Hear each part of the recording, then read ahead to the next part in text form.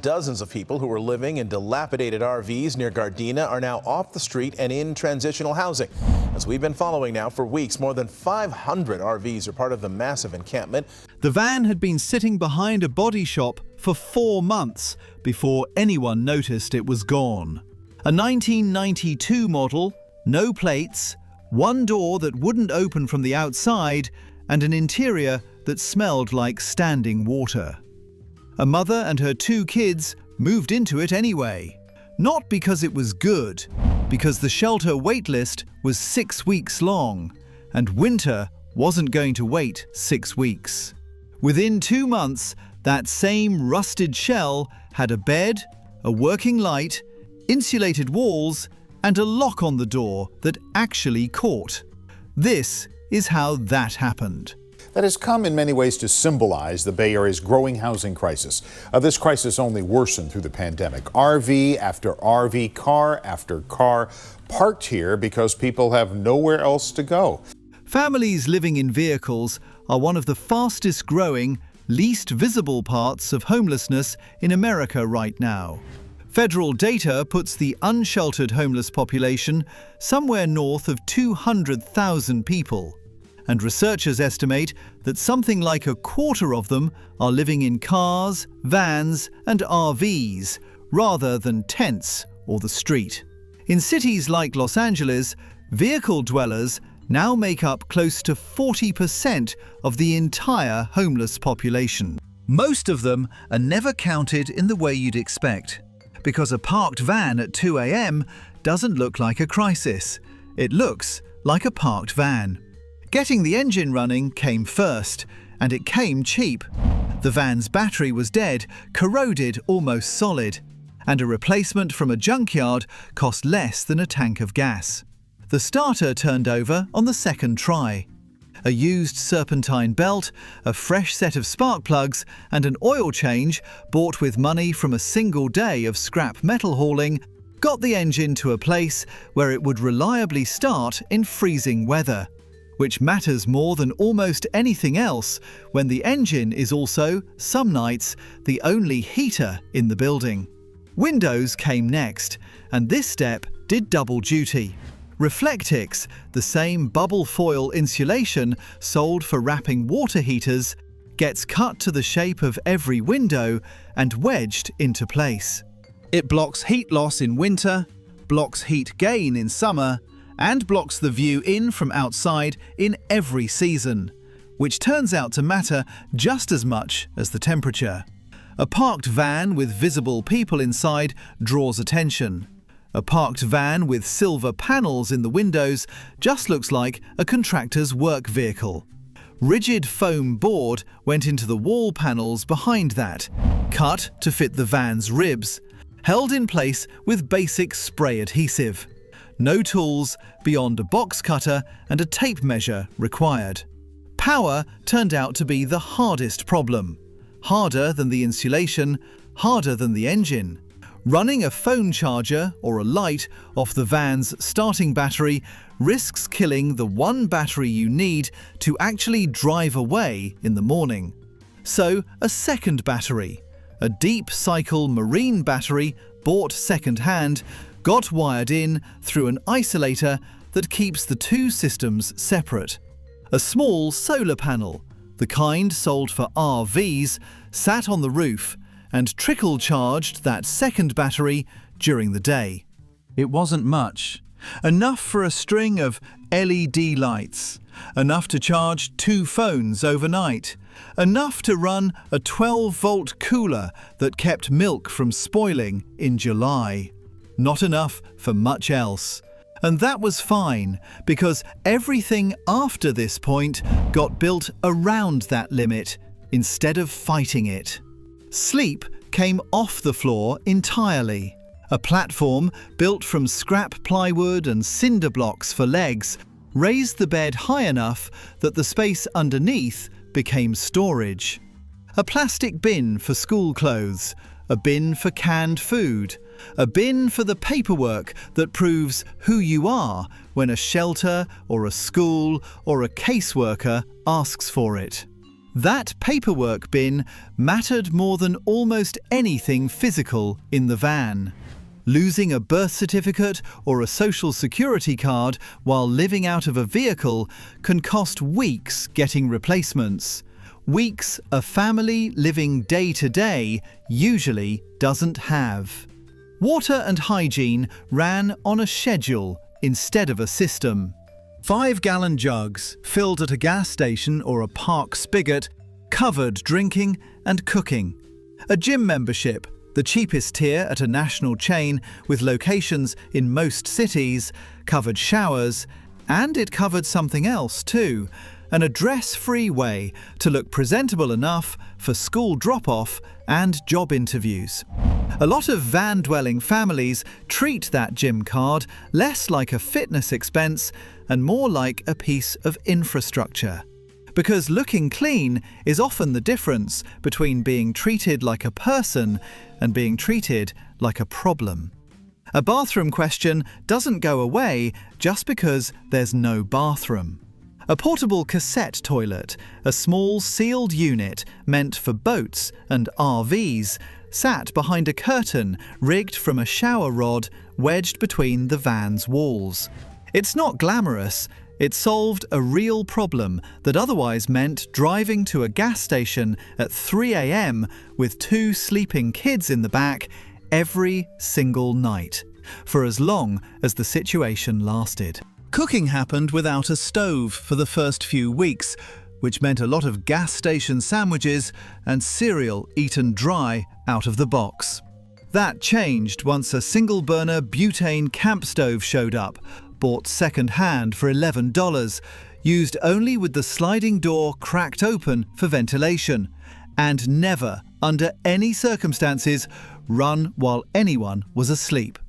Rice, beans, pasta, canned vegetables. Cheap food that didn't need refrigeration beyond what the little 12-volt cooler could manage. Food that could be made in one pot and eaten off paper plates that got thrown out instead of washed, because there was nowhere in a van to wash a dish properly. And pretending otherwise would have just meant a permanent smell nobody wanted to live with. The emotional weight of all of it rarely showed up in any single dramatic moment. It showed up in smaller ways. The kids stopped inviting friends over, obviously, because there was no over to invite them to. Birthdays got celebrated with a cake from a grocery store bakery, eaten on a picnic table at whatever park had a bathroom nearby. The mother later said the hardest part wasn't any one hardship. It was performing normal at school pickup every afternoon. Hair done, voice steady, so that nobody watching would guess what the ride home actually looked like. That performance took its own kind of energy, the kind that doesn't show up on any list of survival gear, but costs just as much to keep running every single day. Where the van actually parked mattered as much as anything installed inside it. Staying in one spot draws police attention and eventually a knock on the window. The family rotated between a rotating shortlist, a 24-hour retail parking lot on weeknights, a church lot on Sundays, where the pastor knew their situation and didn't ask questions, and on the worst nights, a safe parking program, one of a small but growing number of city-run lots specifically for people sleeping in vehicles, some with security, bathrooms, and case managers on site. Programs like these now operate in Los Angeles, San Diego, and several cities in Colorado. And case managers there report that roughly a third of the families using them are already holding down jobs. Homelessness and employment aren't opposites. They're increasingly the same household. Cold brought its own separate danger, one that had nothing to do with comfort. Running the engine for heat overnight, with the windows cracked for exhaust, kept the worst of the freezing air out. But it also meant watching fuel level constantly, because the temptation to leave the engine idling all night to stay warm is exactly how people die of carbon monoxide poisoning in parked vehicles. A risk safe parking programs and outreach workers warn about constantly. Extra blankets, hand warmers, and layering up before sleep did more of the real work than the engine ever did. The engine was backup, not the plan. Registration turned into its own quiet emergency. The van had no title when the family found it, abandoned behind the shop with no plates and no paperwork trail anyone could find.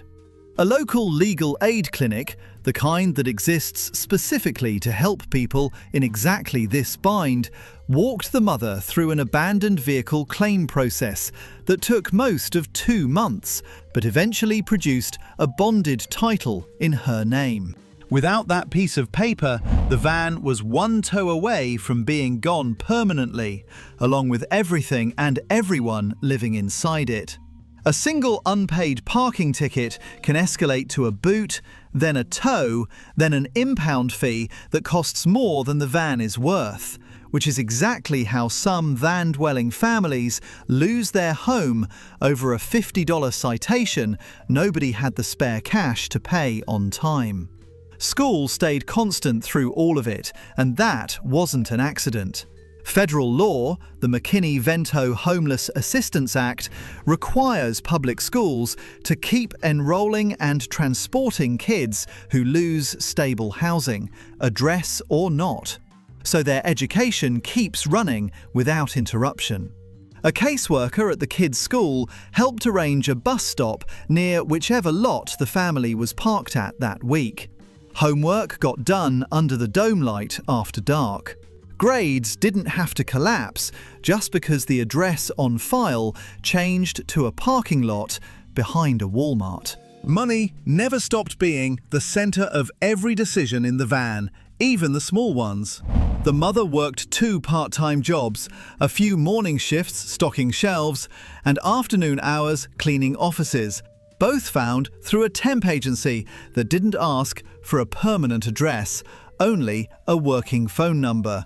Losing that phone would have meant losing shift confirmations, bus schedule alerts, and any way for the temp agency to reach her before 6 a.m. with a last-minute assignment.